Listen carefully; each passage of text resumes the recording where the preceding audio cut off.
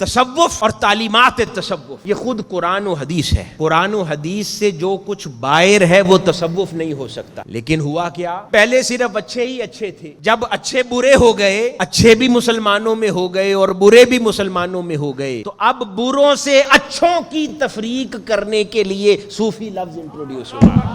جب صرف اچھے تھے تو سب صوفی تھے، کہنے کی حاجت نہیں ہوتی تھی کہ فلاں صوفی ہے۔ لیکن جب انہی مسلمانوں میں بہت سے اچھے بھی تھے اور بہت سے برے بھی تھے، اب ان میں فرق کرنے کے لیے یہ لفظ صوفی بنایا گیا کہ ان مسلمانوں میں یہ صوفی ہے، یہ ان کمزوروں میں تگڑا ہے، یہ ان خالی دامنوں میں بھرے دامن والا ہے، یہ ان کھوٹوں میں سچا ہے۔ یہ تفریق بتانے کی جب ضرورت پیش آئی، وہاں پر یہ لفظ صوفی انٹروڈیوس ہوا ہے۔ آج بھی اگر کوئی بیٹھ کر صوفی کا انکار کرتا ہے، اہل تصوف کا انکار کرتا ہے، تو ہم کہتے ہیں اچھا ہے، کیونکہ جس طرح پچھلے ادوار میں کھوٹے اور سچے کے درمیان فرق یہ لفظ صوفی کرتا تھا، یہ آج بھی کھوٹے اور سچے کے درمیان فرق لفظ صوفی کرتا ہے۔